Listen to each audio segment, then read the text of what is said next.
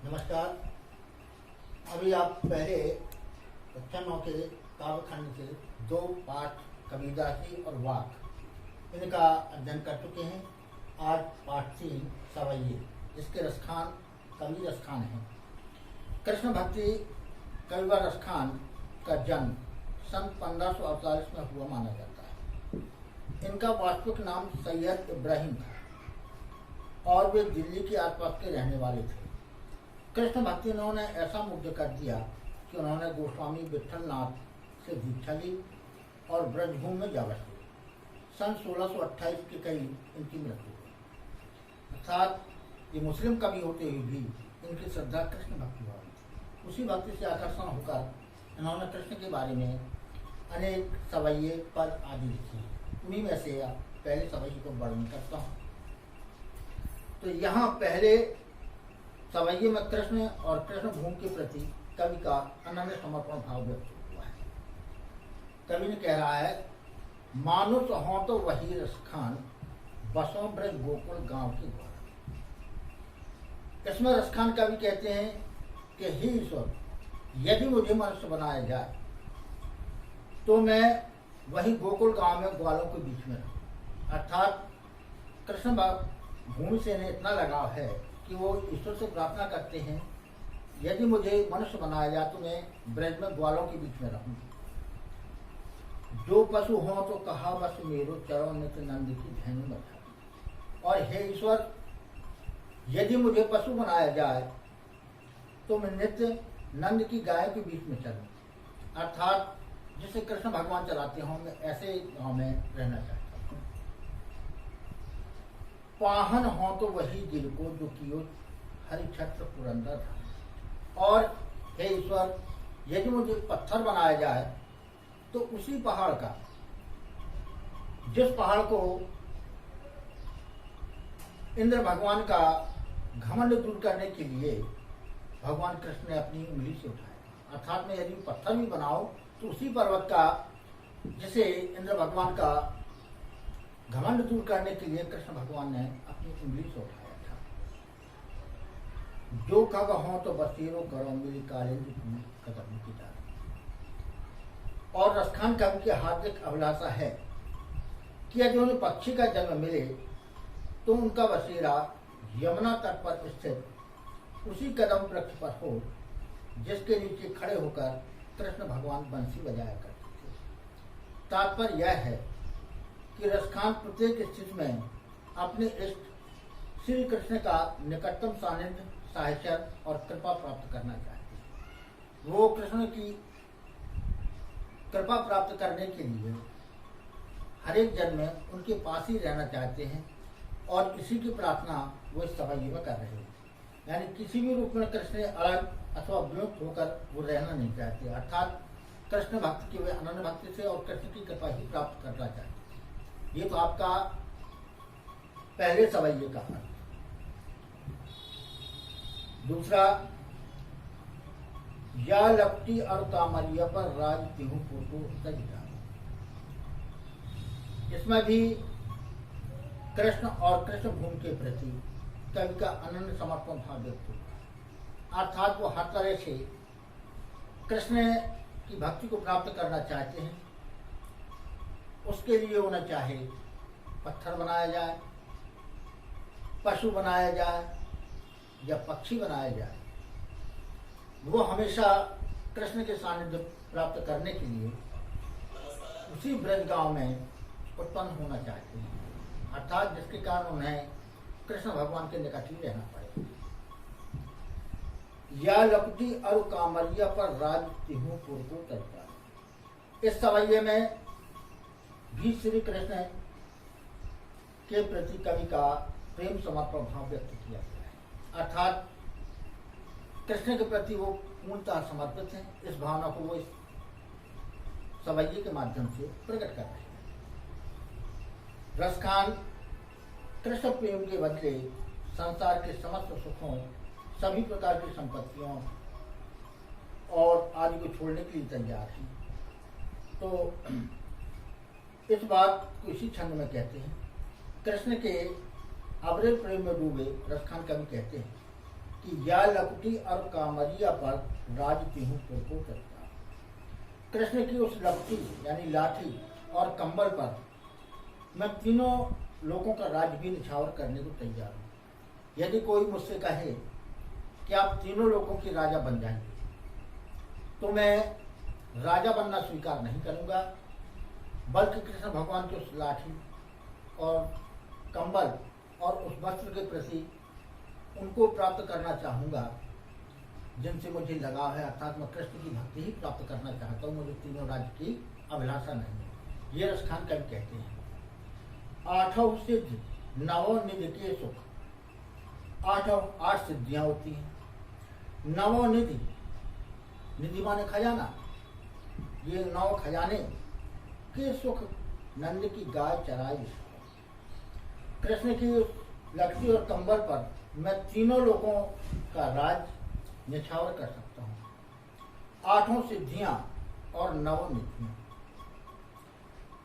ये सुख में छोड़ सकता हूँ, किंतु नंद की गाय चराने का अवसर मुझे प्राप्त हो जाए तो मैं न तो इन निधियों को प्राप्त करना चाहता हूँ और ना आठों सिद्धियों को प्राप्त करना चाहता हूँ, क्योंकि सिद्धियां बहुत ही महत्वपूर्ण होती हैं जिनसे हजारों काम कराए जा सकते हैं। निधियां, खजाने, कुबेर का खजाना भी प्राप्त हो जाए तो मैं उसे प्राप्त करना ही चाहता। वो कहते हैं तो मैं तो नंद बाबा की गाय चराकर ही उनके सखा बनकर मैं इन सभी वस्तुओं को निछावर कर सकता हूँ। वे कहते हैं कि रसखान कब हो इन आखन सो ब्रज के वन बाग तराग। रसखान कवि कहते हैं कि कभी मैं अपने नेत्रों से ब्रजभूमि के वन, बाग और सरोवरों का दर्शन पा लूं, अर्थात जहां जहां कृष्ण भगवान रहे, जिन कदम वृक्ष के नीचे उन्होंने बंसी बजाई, जिस वृक्ष पर चढ़कर वो आराम करते थे, जिन बांसुरी को अधिक प्रकट करते थे, तो उन्हीं तालाबों, बाग और बगीचों को मैं अपने नेत्रों से देखना चाहता हूँ। तो करील की कुंजन परवाह, तो उन करील के कुंजों की शोभा पर स्वर्ण निर्मित करोड़ों भवनों को निछावर करता है। करील का वृक्ष जो छोटा होता है, तो वो कहते हैं कि कोई मुझे सोने से बने हुए भवन भी दे, तो उन्होंने त्याग कर उन करील वृक्षों की शोभा में खो जाऊंगा जिसके नीचे कृष्ण भगवान खेला करते थे। कदम और करील उनके प्रिय वृक्ष। अब सवैया नंबर 3,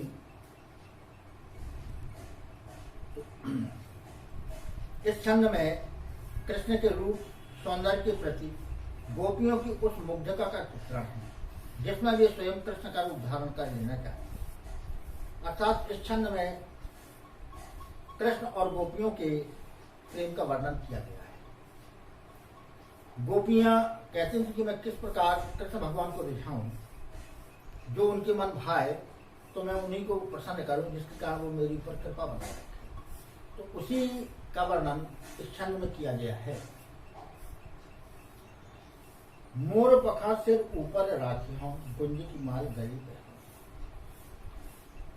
इस सवैये के अंतर्गत कृष्ण का प्रेम पाने की अभिलाषा रखने वाली एक गोपांगना का प्रेम प्रदर्शित हुआ है। गोपियां किस प्रकार का प्रेम प्रदर्शित करती हैं, इस सवैये के माध्यम से देखिए। इस छंद में कवि ने कृष्ण की बांसुरी की सुरीली धुन और उनकी बेजोड़ मुस्कान के से गोपियों पर पड़ने वाले अमित और अचूक प्रभाव का वर्णन किया है। अर्थात जब वो बांसुरी बजाते हैं, उसकी धुन को सुनकर गोपियां किस प्रकार आकर्षित होती हैं और उस बांसुरी के धुन का उन गोपियों की मन मस्तिष्क पर क्या प्रभाव पड़ता है, इसका वर्णन किया गया है। उस बांसुरी के धुन को सुनकर उनके मन में कैसी व्याकुलता और व्यवस्था आ जाती है, इसका भी प्रभावपूर्ण वर्णन उन्होंने इस छंद में किया है। यहाँ मुरली के प्रति गोपियों के सौत्य दाय को भी सबल अभिव्यक्ति देखने योग्य है। अर्थात कृष्ण भगवान मुरली को 24 घंटे अपने पास रखते थे और उसे ही होंठों से लगाते थे। इसे देखकर गोपियां जलती थी कि ये बांसुरी हमारी सौतन है, इसके रहने के कारण वो हम लोगों की ओर ध्यान नहीं देते, इसलिए वो उस बांसुरी से ईर्ष्या रखती है, जो इस छंद में प्रकट किया गया है। तो मोर पखा से ऊपर राखियों गुंज की माल गले पे। रसखान कवि कहते हैं कि गोपियां कृष्ण का वेश धारण करते हुए कहती हैं कि हे सखी, मैं मोर का पंख अपने सिर पर रखूंगी। अर्थात जिस प्रकार कृष्ण भगवान अपने सिर पर मोर का पंख बांधते, मैं उसी प्रकार के पंख को बांधूंगी। गुंज की माला गले पहनूंगी, और गुंजा जो होती है उसकी माला मैं अपने गले में पहनूंगी। जिस प्रकार कृष्ण भगवान धारण करते हैं उसी प्रकार मैं भी धारण करूंगी।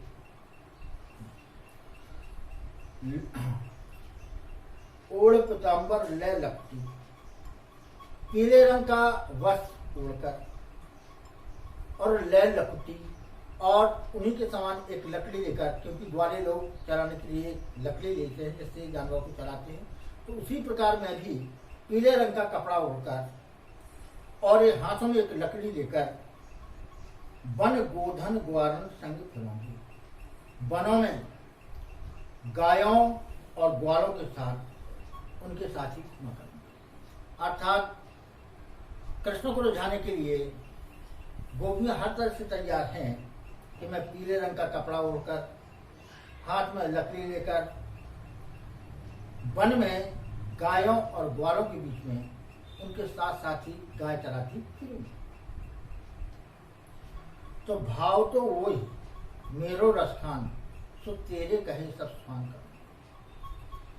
रसखान कवि कहते हैं कि जो कृष्ण भगवान को अच्छा लगे, अर्थात कृष्ण भगवान जिस छवि को देखकर प्रसन्न हो, मैं वही काम करूंगी। तो भाव तो वही, मेरो रसखान सो तेरे कहे सब स्वान करूंगी। रसखान कहते हैं कि वह गोपिका अपनी सखी से कहती है कि कृष्ण भगवान मुझे इतना भाते हैं कि उनके प्रत्येक रूप का अभिनय मैं उनके कहने से कर सकती हूँ। अर्थात जिस प्रकार का कार्य वो करने के लिए कहें, मैं समस्त उस अभिनय को करने के लिए तैयार हूँ। क्या है? भाव तो वही, मेरो रसखान तो तेरे कहे सब स्वान कर। अपनी सखी से कहती है कि जो कृष्ण भगवान को अच्छा लगे, मैं उन्हीं के अनुसार उस अभिनय को करने के लिए तैयार हूं, लेकिन वो मुझ पर प्रसन्न रहे। तो या मुरलीधर की अधरान धरी अधराना धरी। तो यदि मुरलीधर की उस मुरली को जैसे भी अपने आंखों से लगाए रहते हैं, अर्थात जो उन अधरों पर सदैव विराजती रहती है, मैं कभी भी उसे अपने अधरों पर नहीं धरूंगी। अर्थात उनके कहने से मैं सब कार्य करूंगी, लेकिन जो बांसुरी कृष्ण भगवान हमेशा अपनी ओठों से लगाए रहते हैं, उसको या तो छुड़ा दूंगी या फिर मैं उस बांसुरी को कभी अपने मुंह में ना रखूंगी। क्योंकि हमें उसी बांसुरी से ईर्ष्या है, क्योंकि वही उसी बांसुरी के कारण कृष्ण भगवान हम लोगों का स्नेह त्याग देते हैं। अर्थात जब वो बांसुरी बजाने में मस्त हो जाते हैं तो हम गोपिकाओं की ओर ध्यान नहीं देते। तो ये था तीसरा। अब है चौथा। तो इस छंद में कृष्ण की मुरली की धुन और उनकी मुस्कान के अचूक प्रभाव तथा गोपियों की व्यवस्था का वर्णन किया गया। अर्थात कृष्ण का सौंदर्य, उनकी बांसुरी की धुन और मुस्कान का जो प्रभाव गोपियों पर पड़ता है और जिसको देखकर गोपियां आकर्षित होती हैं, व्यवहार हो जाती हैं, अपने काम धाम छोड़कर कृष्ण की ओर दौड़ जाती हैं, उसी का वर्णन इस चौथे खंड में किया गया है।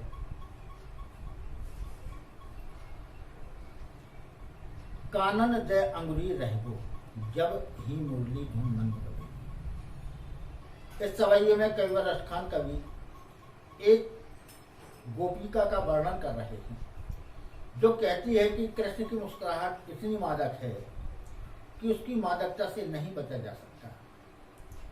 अर्थात वह कहती है कि कृष्ण सभी को अपनी मुस्कान के वशीभूत कर लेते हैं। कुछ ऐसा ही प्रभाव उनकी मंद धुन में बजने वाली बांसुरी का है।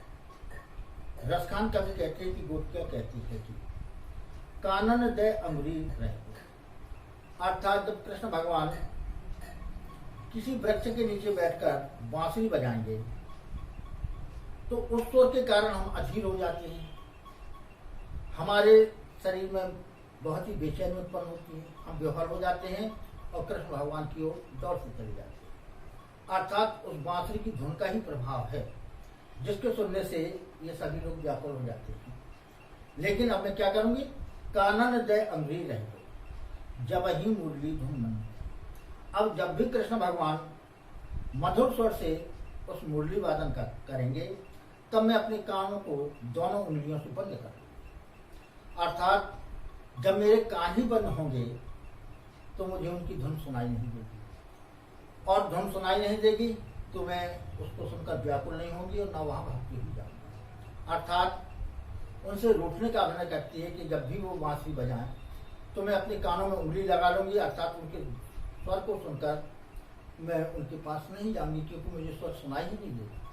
उस स्वर के सुनने से ही मेरे शरीर में विवलता आती है, बेचैनी बढ़ती है, इस कारण उस स्वर को सुनने की इच्छा गोपिका नहीं करती।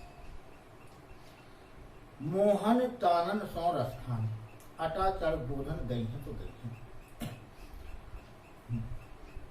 जब वे अपनी मोहिनी मुरली की तान छेड़कर गोधन के गीत गाएंगे, अर्थात जब मुरली के साथ वो कृष्ण भगवान और उनके साथी गोधन के गीत गाएंगे, ग्वालों वाले गीत गाएंगे, तो मैं घर की अटारी पर कैसे नहीं जाऊं।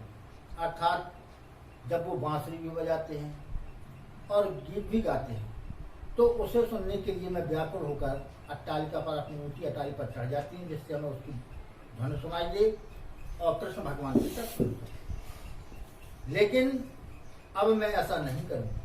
क्यों? क्योंकि जब भी बांसुरी की धुन सुनाई देगी मैं अपने कानों में उंगली लगा लूंगी जिसके कारण मुझे वो सुनना नहीं पड़ेगा, मेरा शरीर बेचैन नहीं होगा और मैं उनके पास नहीं जा सकता। तो टेर कहो सिगरे ब्रज लोकन, काल को कितनों सम्मिलित है। कल मैं ब्रज के संपूर्ण लोगों को बुलाकर कहती हूँ कि कल मुझे कोई कितना ही समझाए या दोष दे, क्योंकि जब वे यहाँ आकर मुस्कुराएंगे तो मैं उनकी मुस्कुराहट के प्रत्युत्तर में मुझे मुस्कुराना सीखूंगा। अर्थात मैं ब्रज के सभी ग्वाल वालों को इकट्ठा करके करूंगी कि वो यहाँ आकर न मुस्कुराए, क्योंकि जब वो मुस्कुराते हैं तो उनकी मुस्कुराहट को देखकर मुझे भी जबरदस्ती मुस्कुराना ही पड़ता है। अर्थात उनकी मुस्कान को देखकर मैं अपनी मुस्कान को नहीं रोक पाती, अर्थात उनकी दृष्टि मात्र से ही मेरी मुस्कान आ जाती है। तो मायरी व मुख की मुस्कान संहारी न गई है, न गई है, न गई। प्रत्युत्तर में मुस्कुराने, अर्थात कृष्ण भगवान की मुस्कान की मादकता से मैं बच नहीं। अर्थात जब भी वे मुस्कुराएंगे तो मुझे भी उनके साथ मुस्कुराना पड़ेगा, अर्थात मैं अपनी मुस्कान को संभाल नहीं सकती। अर्थात जब कृष्ण भगवान बांसुरी और मुस्कान के साथ प्रकट होते हैं तो मैं भी अपनी मुस्कान को छुपा नहीं सकती, ये गोपनीयता है। तो यहाँ पर रसखान कवि ने कृष्ण भक्ति का वर्णन किया है। अब इसी के बारे में प्रश्न पूछते हैं। पहला, ब्रजभूमि के प्रति कवि प्रेम किन किन रूपों में अभिव्यक्त? रसखान कवि ब्रजभूमि के प्रति कवि का प्रेम किन किन रूपों में अभिव्यक्त हुआ है? उत्तर है,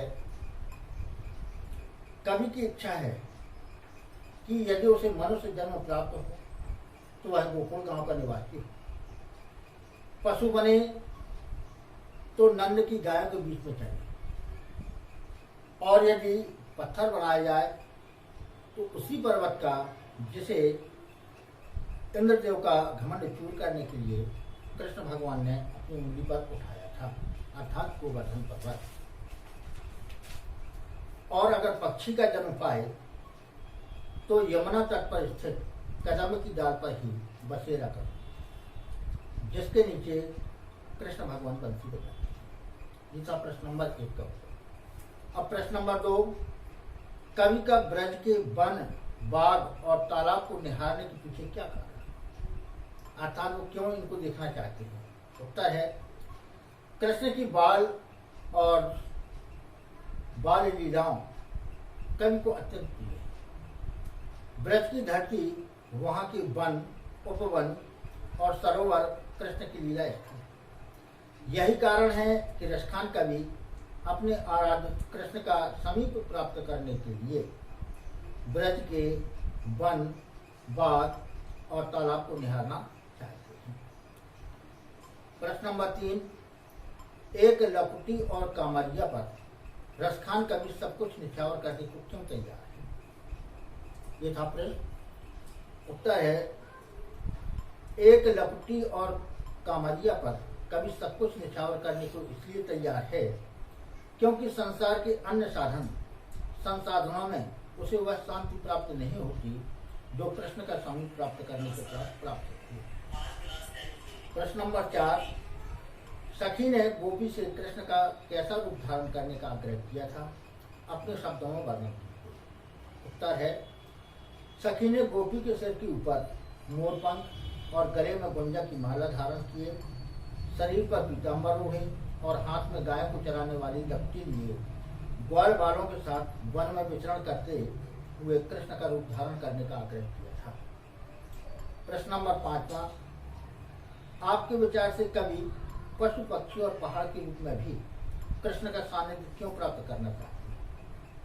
उत्तर है, कृष्ण के प्रति अनन्य प्रेम एवं उनमें आसक्ति के कारण तथा उनकी आधिकारिक कृपा का पात्र बनने के लिए कवि पशु, पक्षी और पहाड़ के रूप में भी कृष्ण का सानिध्य प्राप्त करना चाहता है।